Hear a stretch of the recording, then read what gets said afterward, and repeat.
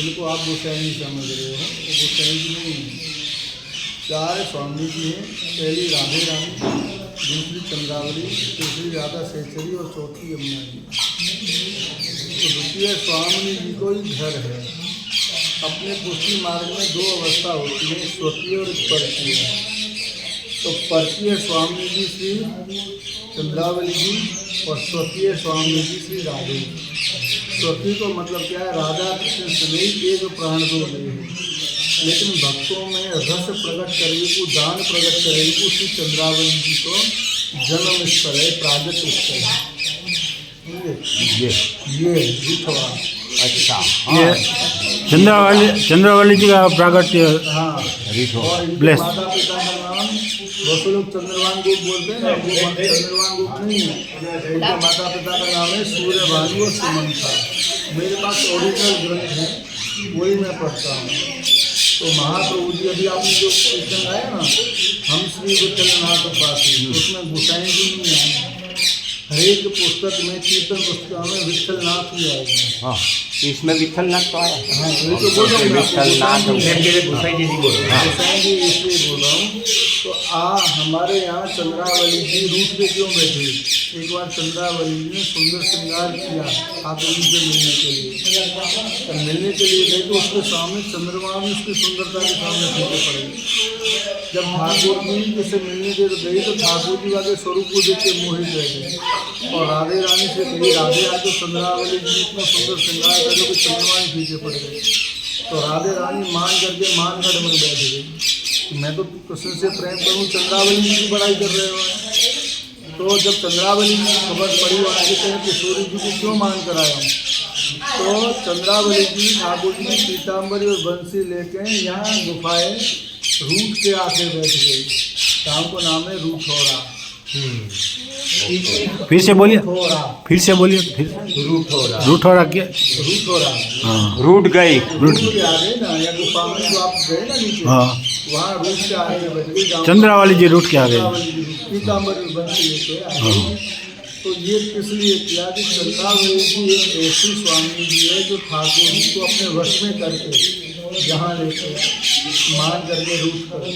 तो चंद्रावली जी जो आप गद्य मंत्र बोलते हो ना, देन्द्रिय पारंचा करना बोलते हो गद्य मंत्र, तो चंद्रावली जी ने सर्वस्व दान श्री ठाकुर जी को करे और ठाकुर जी ने 16 श्रृंगार कराए थे श्री चंद्रावली जी को यहाँ पधराया। तो महाप्रभु जी श्री वल्लभाचार्य जी के पुत्र हुए श्री विठलनाथ जी, गोपीनाथ जी भी हुए, लेकिन विठलनाथ जी ने विस्तार करे, गोपीनाथ जी अल्पायु थे। तो विठलनाथ जी ने चंद्रावली जी को परकीय भाव दिए और परकीय भाव दिन के ऊपर उन्होंने 3 ग्रंथों की रचना करी। दान लीला, श्रृंगार रसमंडन जो रिठौरा से चालू भयो, असारवा में जय जय भाईला कोठारी के पूर्व भयो, ईश्वर ऋषभ गुप्त रहस्य। कबहू महाप्रभु जी ने ये नहीं कही कि मैं स्वामिनी जी हूँ, कबहू विठलनाथ जी ने ये नहीं कही कि मैं चंद्रावली जी स्वामी जी हूँ। ये तो जब तक हम इस चीज़ को नहीं बनाएंगे, बुरा मतलब है हमें, तब तक पैसे की आवक कैसे बढ़ेगी। हम अपने आप को भगवान नहीं बताएंगे, अपने आप को नहीं बताएंगे, इसमें हमारे गुरु का अपमान होता है। हमेशा याद रखो, हम श्री वल्लभ के सच्चे सेवक हैं। आज मैंने गोपी गीत में सत्संग में यही बताया सभी लोगों को, भरोसो दृढ़ चरणन से। गोपी ने कही है ना, अपने चरण हमारे वक्ष स्थल पर पधराओ, छाती पे। जब छाती पे पधराएंगे कि नहीं, तो नहीं हमारे शीश पे पधराओ, तो शीश पे पधराएंगे तो ऊपर को मुँह हो जाएगा। जब यहाँ हृदय में पधराएंगे तो नीचे को शीश हो जाएगा। तो हमारे अंदर क्या दीनता भाव आएगा। जब दीनता भाव आएगा तो हमें पुष्टि मार्ग में प्रवेश मिलेगा। और पुष्टि मार्ग में 4 अवस्था होती हैं गोपी बनने के लिए, मुक्ता, मध्या, प्रौढ़ा, परकीय। समझे? जब पहले मुक्ता, जब आप वल्लभ हमारे जीवन में नहीं आए तब मुक्ता हम ठाकुर जी को जानते नहीं थे। मध्या, जब वल्लभ आ गए तो हम ठाकुर जी को जानने लग गए। जब ठाकुर जी को जानने लगे तो हमें ठाकुर जी से प्रेम हो गया। जब प्रेम हो गया, ऐसा प्रेम हुआ ठाकुर जी सर्वत्र दिखने लगे, तो वो परकीय भाव, समझे। और श्री वल्लभ ने अंतःकरण प्रबोध में भी 16 ग्रंथ में श्री कृष्ण दास से वल्लभ से हितम ये बचा, मैं श्री कृष्ण को दास हूँ।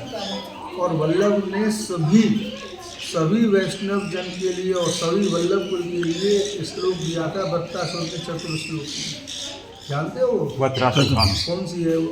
चतुश्लोकी है जो वज्रासुर में, तो चतुश्लोकी पता नहीं है, मगर वज्रासुर का जो ठाकुर जी ने वध किया, वो जो वध किया बदली किया था, वो वृत्तासुर अलग है। नहीं आओ हमारे तव पादक मूलम दासानुदासो भवतासो भूया। ये चतुर्श्लोकी भागवत में भी कही है, और भागवत से ही महाप्रभु जी ने सब वैष्णव जन को उसने कहा है, महाप्रभु जी ने जब तक वैष्णव चतुर्श्लोकी नहीं करेगा तब तक उसमें दीन का भाव नहीं है। इसका मतलब क्या, दासानुदासो भवतासो भूया। वृत्तासुर ठाकुर जी से कह रहा है, नाथ मैं राक्षस कुल में तो जन्म लिया, लेकिन मेरी आसक्ति आपके चरणारविंद में है, समझे। इसीलिए उन्होंने कहा कि मैं आपके दासों का दास हूँ, समझे। जैसे आप मेरे सामने बैठो, वो पीछे बैठेगा तो सबसे पहले उस पर नजर जाएगी। तो क्या है, हमें दासों का दास बन के रहना चाहिए। जब हम हमारे अंदर इतनी दीनता आ जाएगी ना, ठाकुर जी के चरण कमल की तरफ हमारा ध्यान रहेगा। महाप्रभु जी ने कभी ये नहीं कहा है श्री वल्लभ शरणम, उन्होंने कहा श्री कृष्ण शरण, श्री कृष्ण के शरण में जाओ। वो श्री कृष्ण का शरण में जाने के लिए आपको मार्ग बताया ब्रज। ठाकुर जी तो आपके घर में, आपको आने की जरूरत क्या है, ठाकुर जी सर्वत्र विराजमान है। भाई आपके घर में सेवा है तो ठाकुर जी वही है, वही ब्रज है। लेकिन आप यहाँ किस लिए आते हो कि आप यहाँ जैसे ब्रजजन सेवा करते हैं, जैसे ब्रजजन प्रीत करते हैं, वो प्रीत उनसे सीख के आप अपने ठाकुर जी के संग प्रीत करें। ये भाव होता है इन चीज़ों का। असल बात जो है ना, असल बात जब आप जाओगे, महाप्रभु जी अपना पुष्टि मार्ग एक बात बता देता हूँ, आप कान खोल के सुनेंगे। पुष्टि मार्ग जैसो मार्ग तीनों लोगों में सरल मार्ग नहीं मिलेगा। इसमें बिना पैसे का काम है, बिना पैसे, इसमें नो मनी। इसमें तो आप निस्साधन, महाप्रभु जी सुबोध जी साधना करें, निस्साधन होकर साधना करो। मतलब पैसे वाले बन के नहीं, ज्ञानी बन के नहीं, अपने मार्ग में ज्ञान को मार्ग नहीं है, अपना मार्ग है भाव को मार्ग, प्रेम को मार्ग प्राप्त कर, ये भाव है, समझे। इसीलिए ये कभी गलती मत करना कि महाप्रभु जी स्वामी जी स्वरूप में, गोसाई जी चंद्रावली की बनने का स्वरूप है, कोई एक स्वरूप नहीं है। महाप्रभु जी आचार्य थे, विठलनाथ जी आचार्य थे, वो आचार्य स्वरूप में है, वो हमारे गुरु हैं।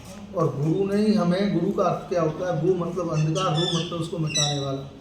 जो उन्होंने हमारे जीवन में मायावाद और पाखंडवाद था वो खत्म किया, और उन्होंने आसान भक्ति बना के पुष्टि मार्ग बना दिया, जिसमें आप नाम लेने से ही ठाकुर जी को प्राप्त कर सकते हो। मानसी से भी 56 लोग बराबर है ठाकुर जी जो, तो मानसी से भी ठाकुर जी 56 हो, ये बात।